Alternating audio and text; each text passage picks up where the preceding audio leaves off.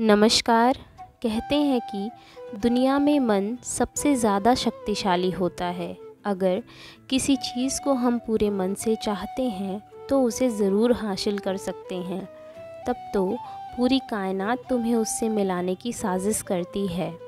यदि ये सत्य है तो हम अपने मन से जो चाहते हैं वह हमें हासिल क्यों नहीं होता है। भाई, कोई इंसान अपने मन में दुख तो चाहेगा नहीं, लेकिन वो रहता तो दुखी ही है। हर इंसान अपने मन से कामयाब होना चाहता है, खूब पैसा कमाना चाहता है, लेकिन फिर भी कामयाब नहीं होता। भला दुनिया में ऐसा कौन है जो अपना अच्छा ना चाहता हो, अपना भला ना चाहता हो। इससे दो बातें साफ हो जाती हैं, या तो वे महापुरुष गलत हैं जिन्होंने ऐसी शिक्षा दी है, या तो हम गलत हैं। आज की कहानी इसी तर्क के ऊपर है कि हम जैसा सोचते हैं वैसे ही बन जाते हैं। इस कहानी को सुनने पर आपको एक ऐसा मंत्र मिलेगा, आपको एक ऐसी जानकारी मिलेगी जिससे आप ये जान पाएंगे कि अपने मन से कोई भी चीज़ कैसे करवाई जाती है, मन में किसी भी बात का बीज कैसे बोया जाता है, अपने मन को अपने वश में कैसे रखा जाता है। आइए शुरू करते हैं। किसी समय चंद्रमा बहुत सुंदर हुआ करता था। हर दिन उसका चेहरा खिला रहता था और चांदनी पूरी रात छिटकी रहती थी। कुछ दिन बाद चंद्रमा पर मनहूसी सवार हुई। वह चुप रहने लगा।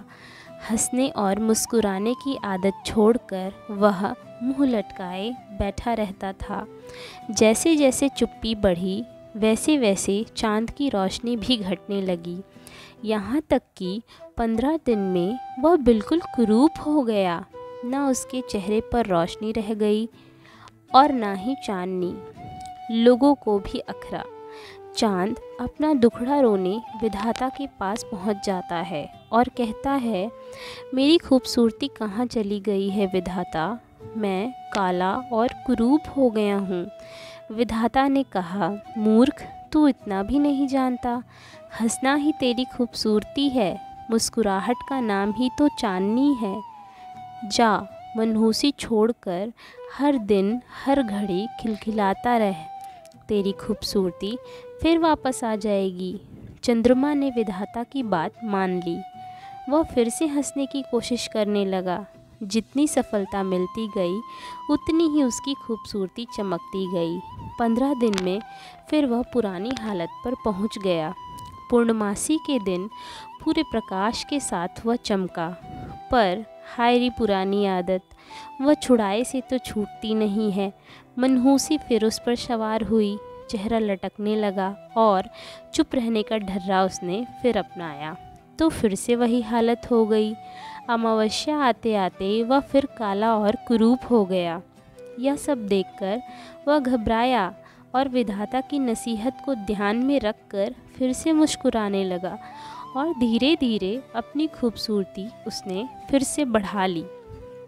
दूसरों की तरह चंद्रमा भी आखिर आदत का गुलाम बन गया। 15 दिन पर इस पर मनहूसी सवार होती है तो मुंह लटकाए रहता है, परंतु उसकी रोशनी घटती बढ़ती रहती है।